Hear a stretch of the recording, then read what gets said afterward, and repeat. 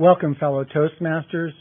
Our guests in the studio, Sadie Nichols on camera, Tasha Love, Daisy and Brian Hallmark, James Brenza, Carlos Hidalgo, LaShawn Williams, Donna Hall, and our TV audience.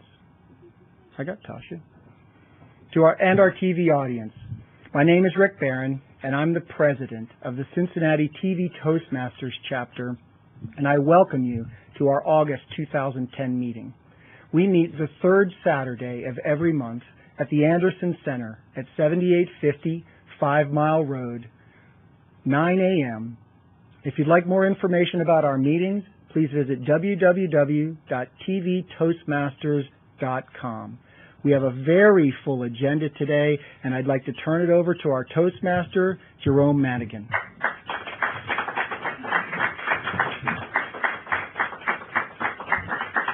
Thank you, Rick.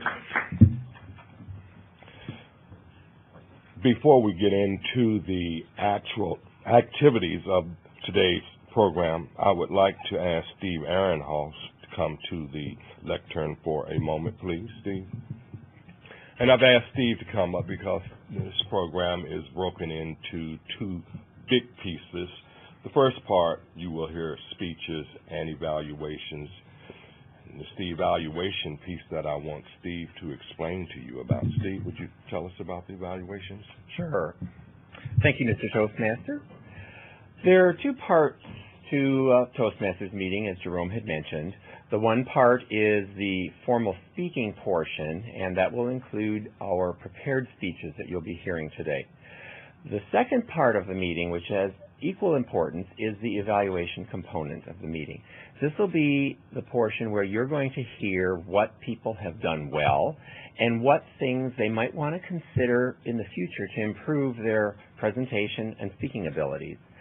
I'm the general evaluator for today's meeting. I have a team that will be working with me. We'll have an evaluator for each of the 3 prepared speeches, and then we have a couple of other things that we evaluate as a part of our meeting that we'll go over when the time comes. So basically, we will have a part in the second half where you will learn what was done very well today and then some things that people might want to consider to improve their speaking ability. You'll find out more about that as it unravels or unrolls in the meeting. Mr. Toastmaster. Thank you, Steve. Word of the day, Christine Sullivan.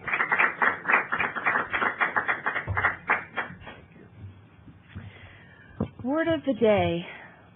This is a word that as you go through your speeches, as you give your evaluations, this is something that we would like you to utilize during the meeting.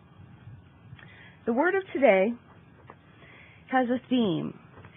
As students are going back to school, as college kids are entering the campus for the first time, this is something that they will get a lot of. Advise. Advise is a verb, and particularly for college kids going into school, they're going to have academic advisors, which they may not know what that is. But advise is different than advice, and I just want to point that out. Advice is a noun, advise is a verb. Advise is to give advice to counsel, to inform or notify, or to consult or confer. And let me use this in a sentence so you are familiar with it. Betty's doctor advised her to exercise more carefully if she hopes to avoid re-injuring her sprained ankle. Okay? So please use this moving forward. Also, my role is to be grammarian and to watch how you're utilizing your choice of words in your speeches, in your feedback. Also, I'm looking for ahs, any type of crutch words that you use in your speech, and I'll be giving a report out at the end of the meeting. Thank you. Thank you, Christine. Topics. Don Wess. Thank you, Jerome. Tabletopics, part of our program, is that part that has a surprise element to it. So those people who come up here next, the next three people, will not have any indication of what they're going to talk about. So they will need to extemporaneously present their thoughts about the topic.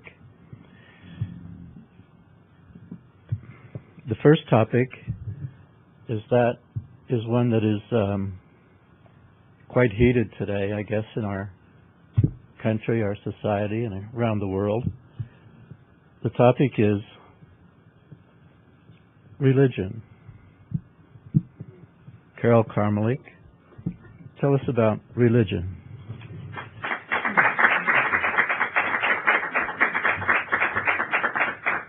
Thank you, Mr. Tabletopics Master, for that complicated question. Religion, that covers a lot of ground. Religion is different than Christianity. Religion is different than believing in God.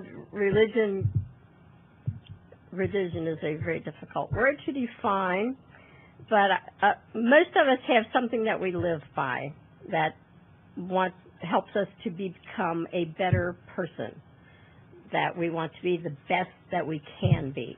You only have one time around in this life, and you might as well be the very best person you can be. And everyone who is here for Toastmasters has a desire to improve themselves, to become better, to be the very best person that they could be. And you don't have to be a religious person to become the best. You do believe in a greater power than yourself. Mr. Tabletopics Master.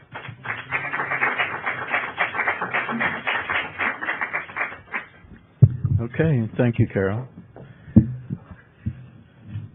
Next topic is equally general and open, and it leaves you some broad area in which you can focus in any way you want. Next topic is politics. And we have Tasha Love to tell us about politics. Hello, everyone. The topic of politics. Politics is something that's very heated, a topic that's very heated, and everyone has opinions about it, and it can cause a lot of emotion in everyone.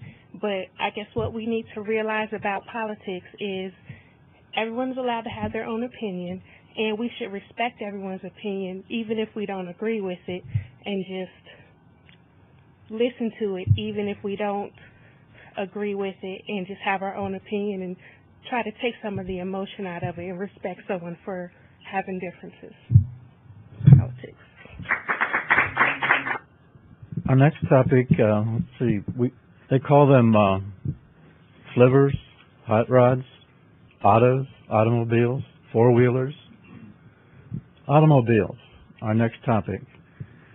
Gordon Kelly, tell us about automobiles.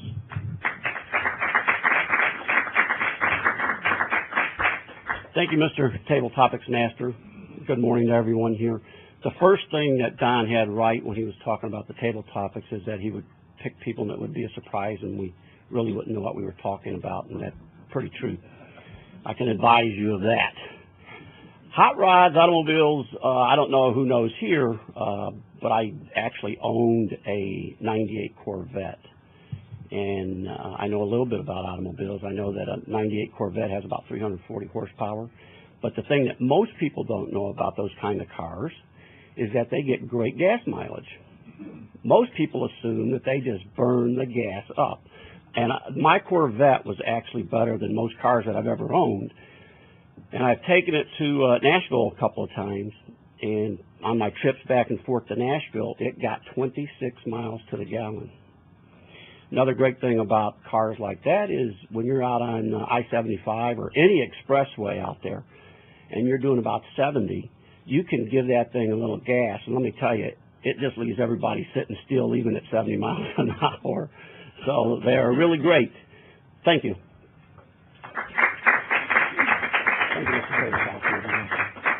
Okay, thank you, Jerome. And that concludes our Table Topics portion of the program, and I want to return the program back now to our Toastmaster, Jerome Manigan.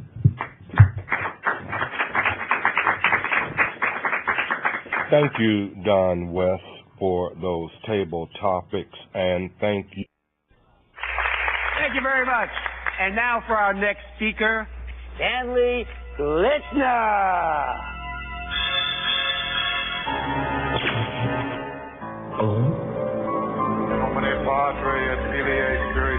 Speaking in public doesn't have to be a death sentence. At Toastmasters, we can help you overcome your fears.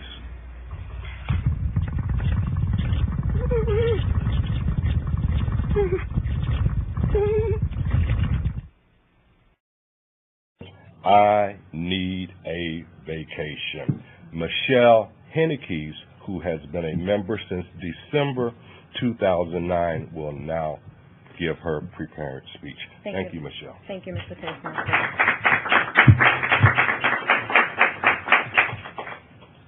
I need a vacation. How many of us have heard a friend, a family member, or a coworker make that very statement? How many of us ourselves have said that statement?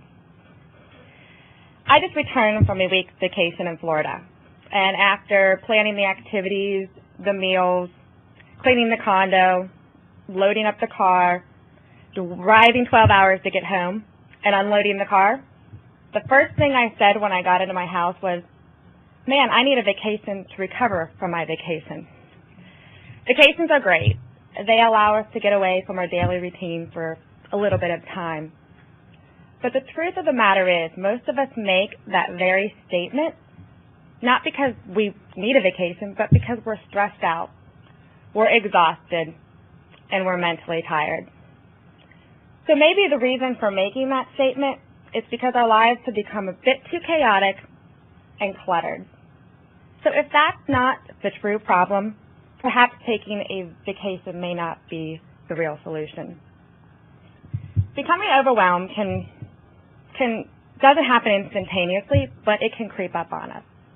I think we can all relate to the thought, how in the world am I going to fulfill all of my commitments?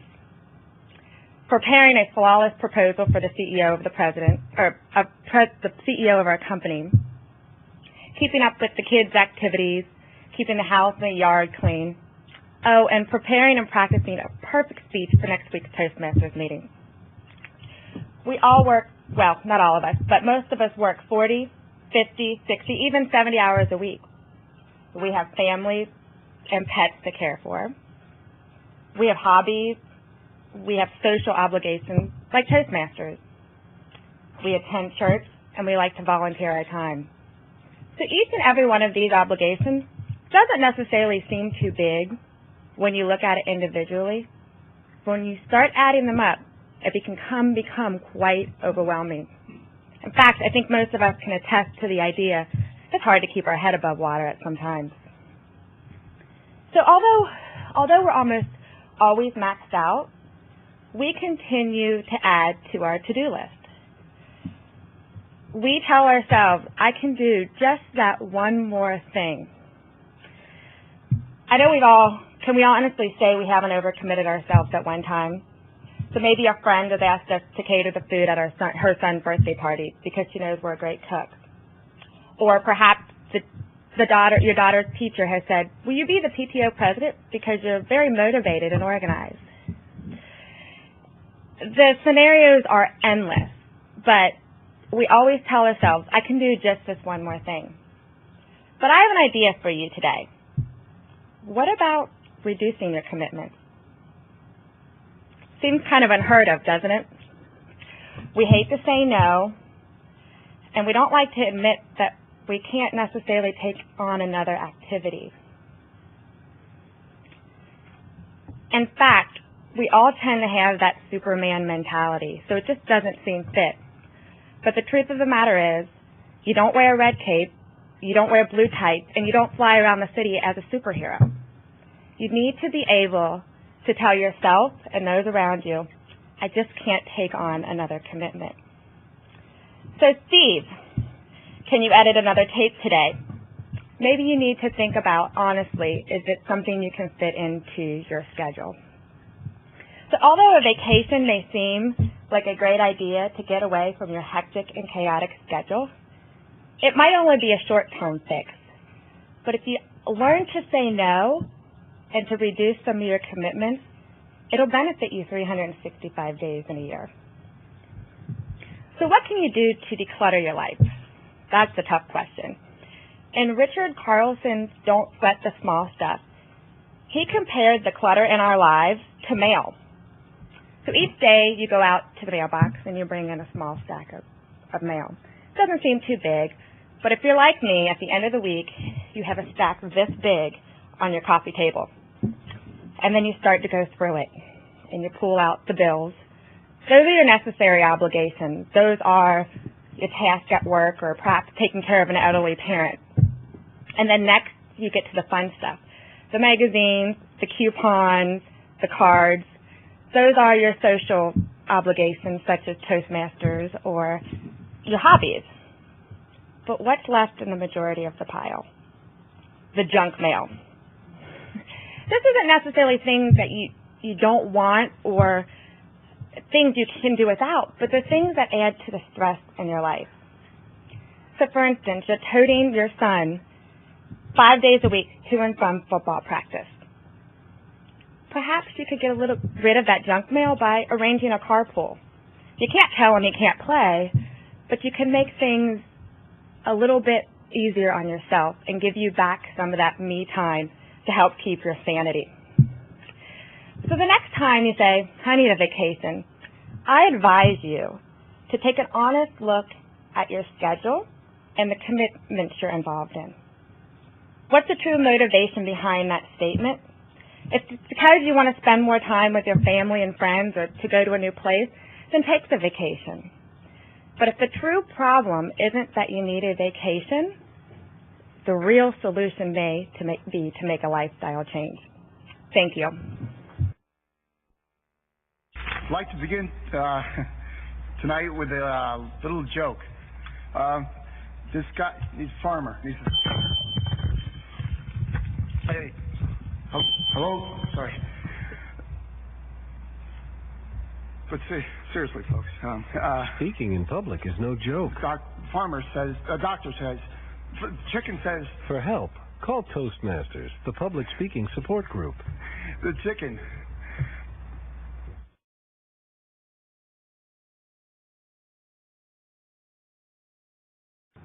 Our next speaker is the one and only Paul Wessels.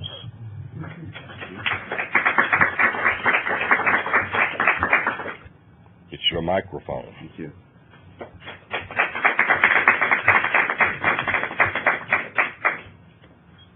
Anticipation. Thinking about, planning for, or in other words, anticipating a vacation can be kind of fun, in my opinion. It's a little bit different twist on vacations here. Here is, and it's probably hard to see, but this is a vacation countdown clock. I got this off the internet. It's on somebody's computer. And what it's doing is it's counting down the months, the days, the hours, the minutes, and the seconds until they get to their vacation. So they're anticipating the vacation. Now, I don't go to this kind of extreme, but over the years I've come to the conclusion that thinking about and planning for a vacation may be almost as fun as actually going on the vacation itself. And what I'm going to talk about packing for vacations. Some people don't like to pack for vacations, and I think the main reason is you don't have enough room to put all your stuff in. I like packing for vacations because it's the last step in that whole anticipation process. It's a manifestation saying, you're going on vacation. So I particularly like, I don't dislike it, put it that way, packing for vacation. And so the problem though is you don't have enough room. If you're flying, you're charging for bags and all that nowadays, 50-pound limit. If you're driving, and that's kind of what I'm going to talk about, you're limited to space in the trunk. And so when I go on vacation with my family, we've come up over the years, we've kind of negotiated who's taking what piece of luggage with them on the vacation, because we don't have a lot of space in the trunk. So we've negotiated this, and the pecking order is kind of like this. It's my wife. She gets the biggest and best bags. That's just flat out. And then my kids, they come, their bags are fairly large too, because they not only have clothes, they also have these pool toys and all this other stuff. The thing about the kids' bags, though, they have to be exactly the same size. You can't have any kind of favoritism with kids, or you're going to hear about it. But they also have to be stylish. They want them to be cool and individualized. So they have to be the exact same size, pretty big, different colors and all that. So there's also one other bag that my kids take, and it's kind of near and dear to them. It's their electronics bag. They have all these gadgets. They share that one, though, and that's a very important bag. That goes in the trunk first. That goes right behind the back seat, because we have a door in our back seat. You kind of reach into the trunk, and they can get their extra CDs and all that stuff out of there. So my wife's bags, my kids' bags, that takes up the majority, the prime real estate in the trunk there. I'm left with the cracks and crevices that you have to shove your bags in. So my wife has decided that, and it's not even her best one, this is her second-hand raggedy old gym bag that I get to use to put my stuff in. So it's relatively small. I don't have a lot to work with. So what I tend to do, and I like to do this every vacation, I take all my clothes and I spread them out on the bed. Okay, I want to see everything so I can kind of decide and choose what I'm going to bring and calculate number of days and all that. And the first thing that I put on the bed is my dress shirts. And I put those, I have to admit I've got a couple shirts that I feel like I look pretty good in, better than others in. I kind of hold them back maybe for the weekend, when I look kind of sharp or whatever. This isn't one of them, by the way, but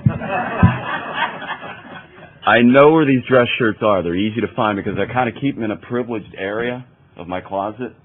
They get a little bit more space in between them than the other shirts. And I also put my best hangers on these. Those big wooden thick ones or the big ones you get over the years? Those go to my favorite shirts. So I know where they are. Those go on the bed first.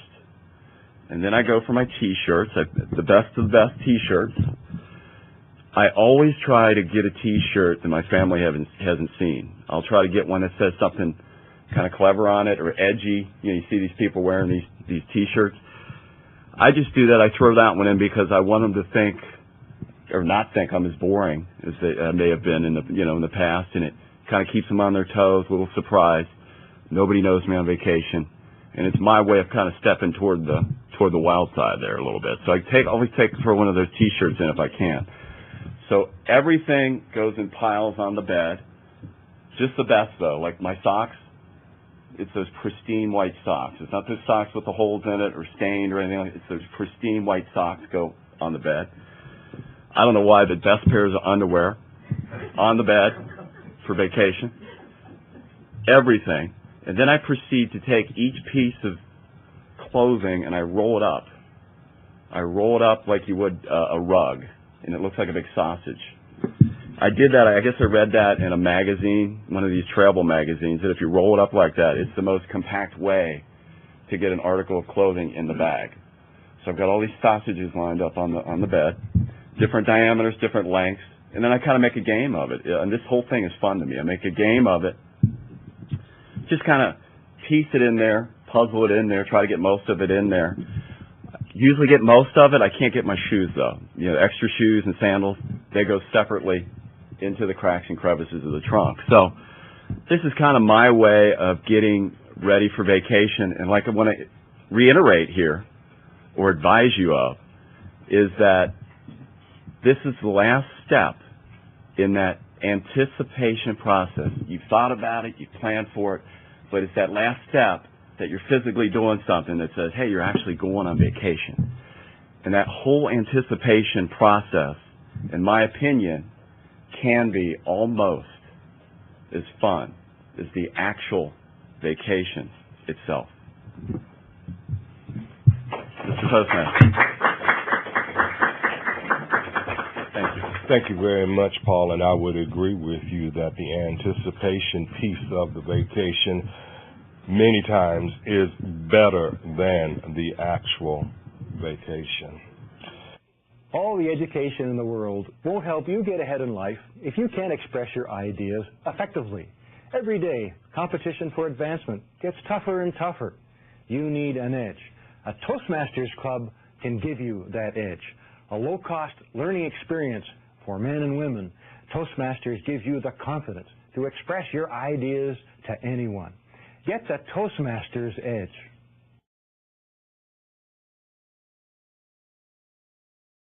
I had the good pleasure of participating in a series of classes Rick offered a couple of years ago. We used the Napoleon Hill book, Think and Grow Rich.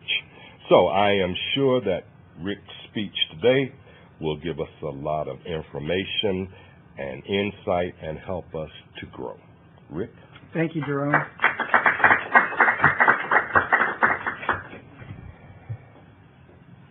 What are the tools of your trade?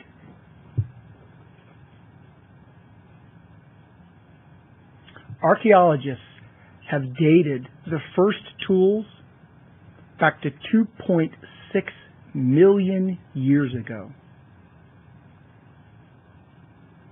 The first power tool was invented in 1895 by the Fine Company of Germany. It was an electric hand drill. The first cordless tool was invented by NASA for use by the astronauts on the moon to bring back lunar samples. We've been using tools all of our lives to help us be more efficient and more productive. And we've come to associate specific tools with certain trades or disciplines. Hammer. Carpenter. Right? The tool of a carpenter.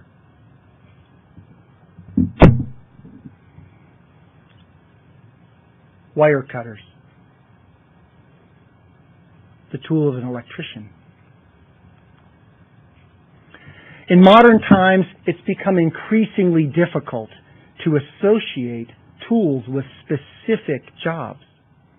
For instance, I asked Sadie to allow me to borrow her text messaging telephone. Whose tool is this?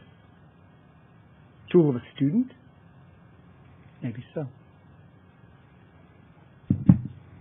How about this one? Laptop computer. Laptop is used by everyone from a student to a technical person developing websites, from a fundraiser to a financier.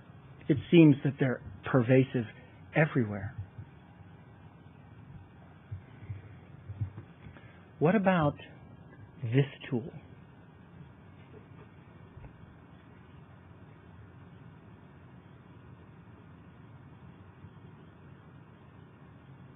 Your marvelous mind. Which tool is this for? I submit to you that this is the only tool that's required of an entrepreneur. Their marvelous mind. Napoleon Hill states in his book Think and Grow Rich that one sound idea is all that's necessary to achieve success. One sound idea is all that's necessary to achieve success. He continues to say that ideas are the beginnings of all fortunes. And in these tough economic times, more new ideas are coming out of people just like you and me. And that's not new news. This has been happening for centuries. In 1837, during the panic, William Proctor and James Gamble started a partnership that became the largest consumer products company in the world on the advice of their father-in-law, who said that they should team together to buy raw materials cheaper. In 1876, in the middle of the panic of 1873, General Electric was formed on the power of the light bulb. A little bit closer to home, in the recession of 1954, two partners decided you might like it your way. Flame-broiled hamburger. During the oil embargo of 1973, Frederick Smith started what has become a synonym for the word overnight delivery. On that first day out of Memphis, he delivered 186 packages to 25 cities. And in 1980, Ted Turner started CNN. All ideas born during the recession. But you may say to yourself, Rick, I don't have what it takes. I'm not an Edison. I'm not a Ted Turner. I don't know how to do this. And I submit to you that you do. When you marry your passions with your skills, you will come up with the next bright idea. If money, time, and your health were of no concern to you, how would you spend your time? Jot down a few ideas. Reflect back over your past accomplishments and identify those skills and abilities that you used to achieve them. Was it your communication skills? Was it your quantitative skills? Your leadership skills? Your management skills? And then dig one level deeper to really understand who you are. And then bring them both together. Marry your passion with your abilities to build on your strengths to come up with the next bright idea. Is overnight delivery a brainstorm? No, they've been delivering packages since the Pony Express. Is a flame-broiled Whopper a breakthrough? No. A twist on an existing idea. Napoleon Hill continues to say that it's the idea that matters. Specialized knowledge can be found around any corner. Can be found around any corner. I look forward to reading of your success in the future. Thank you, Mr. Toastmaster. What future do you envision for yourself? What dreams do you have? If you want your dreams to come true, you must have confidence in yourself and your abilities. A Toastmasters Club can help you build that confidence. A low-cost learning experience for men and women. Toastmasters shows you how to express yourself clearly and effectively. Make your dreams a reality. Join a Toastmasters Club.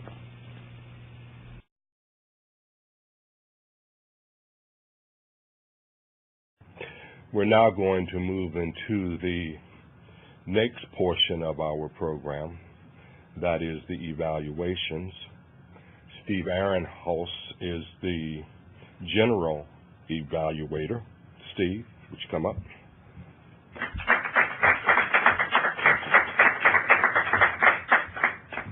Thank you, Mr. Toastmaster. Fellow Toastmasters, our honored guests.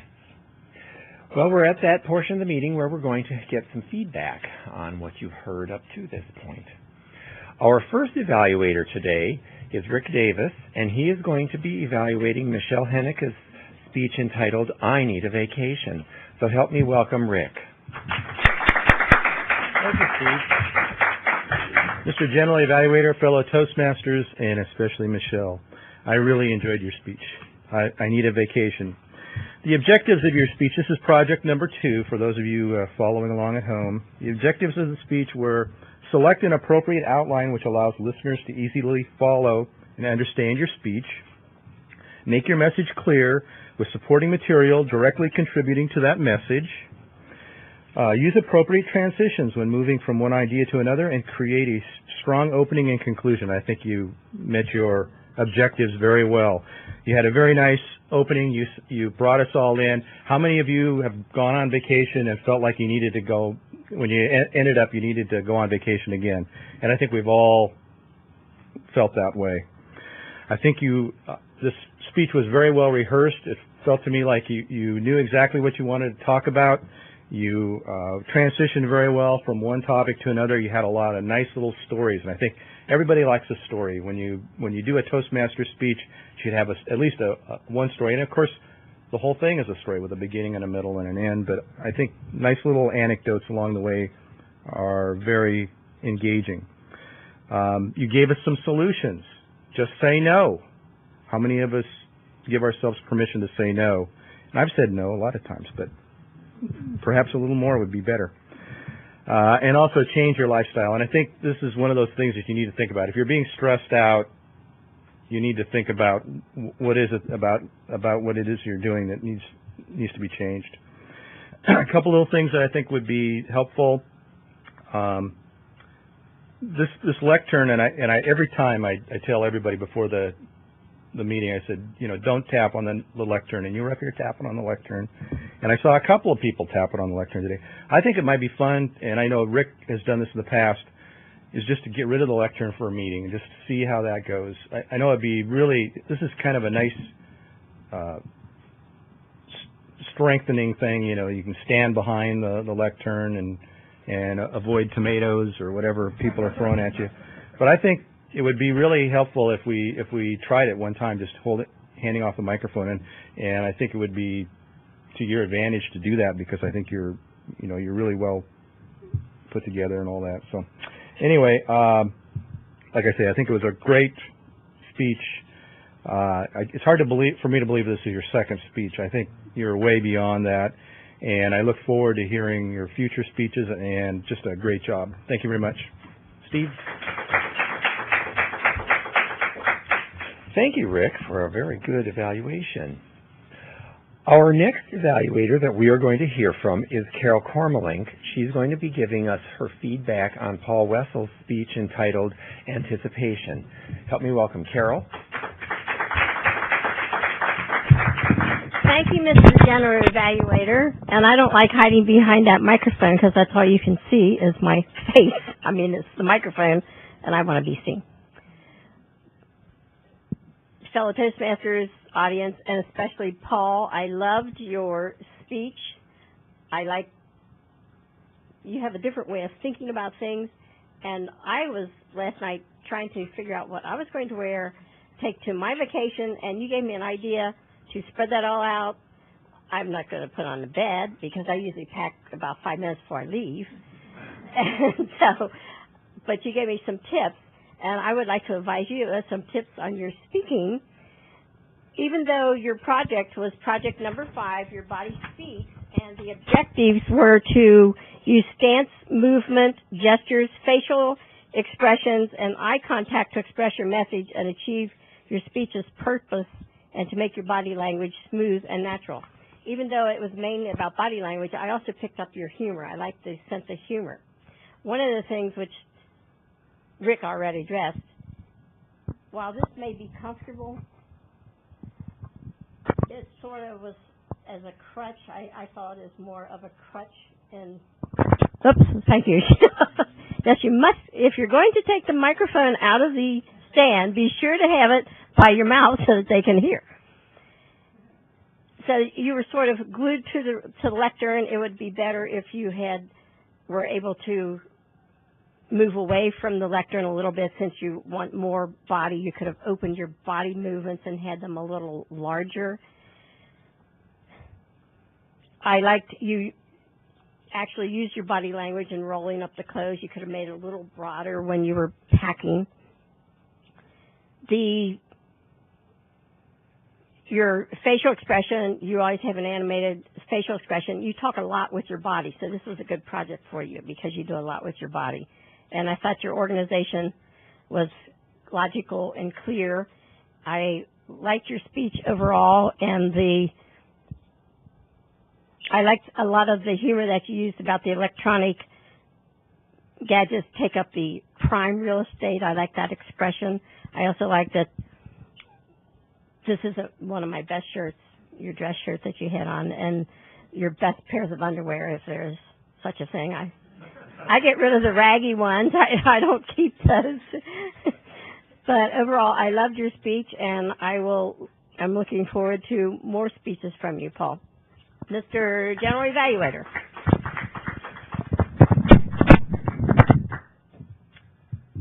Thank you, Carol.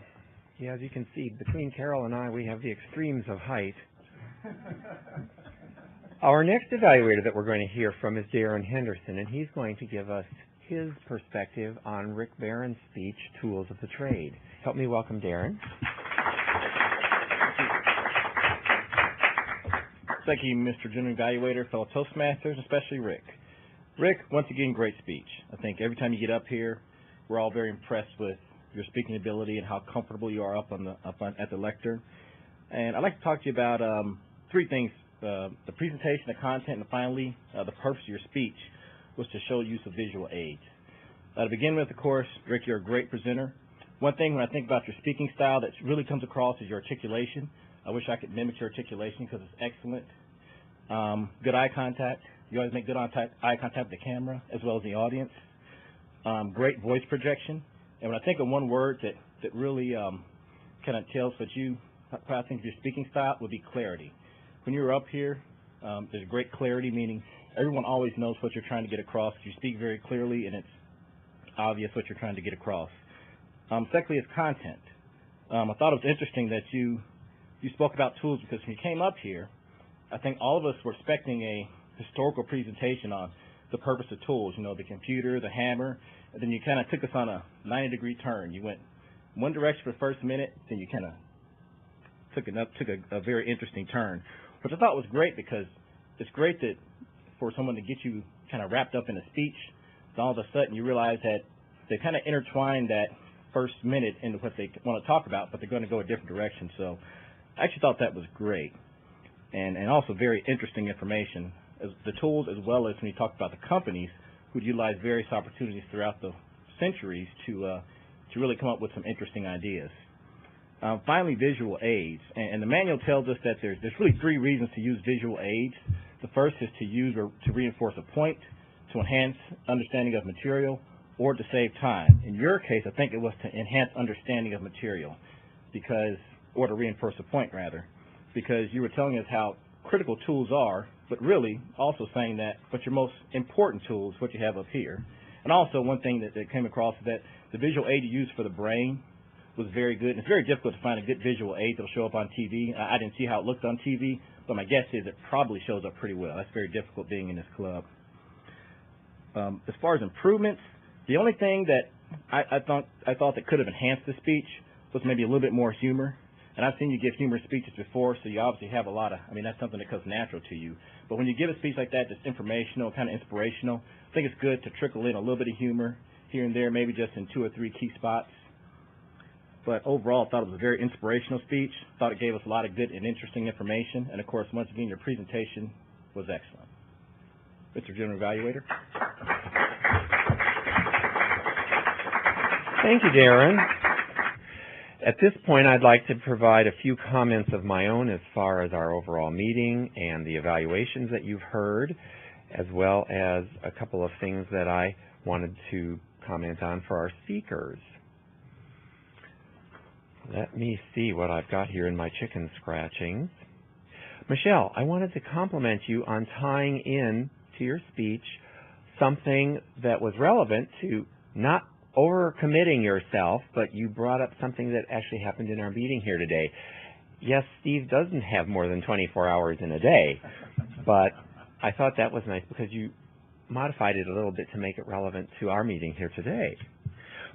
Paul, I wanted to remind you to be aware of your visuals when you brought your countdown screen for the vacation.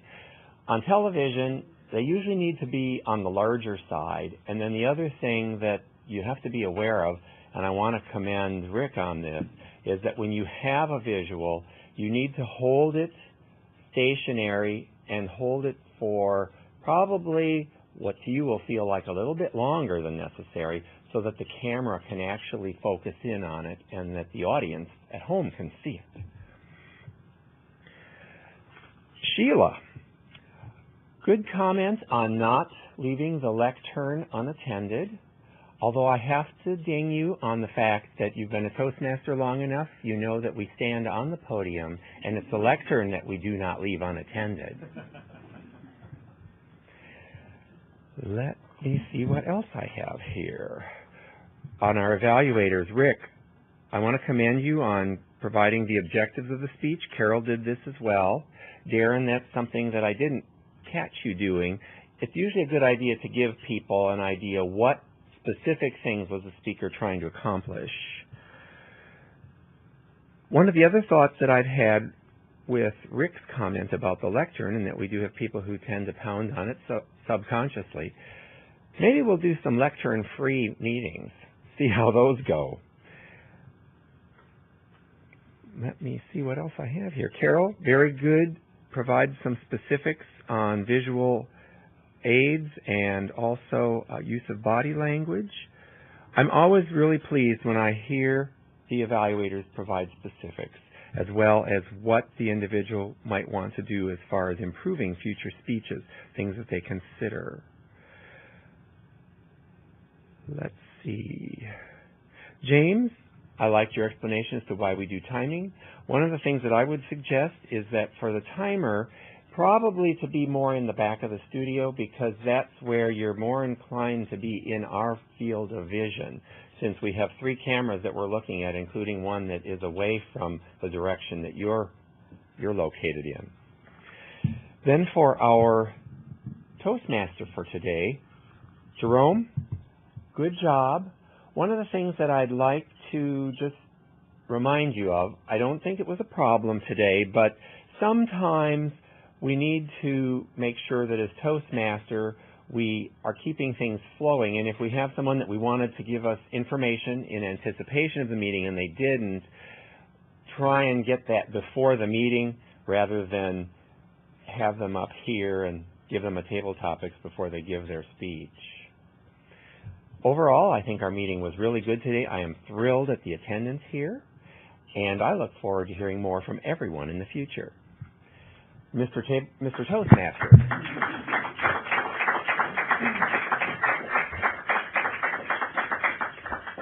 Thank you, Steve. And with that, I am going to turn the meeting over to the President, Rick Barron. Thank you, Jerome. Thank you. Fabulous meeting today, absolutely fantastic, and I'm glad so many of you got to participate as guests today. That concludes our meeting today of the TV Toastmasters Club meeting for August 2010.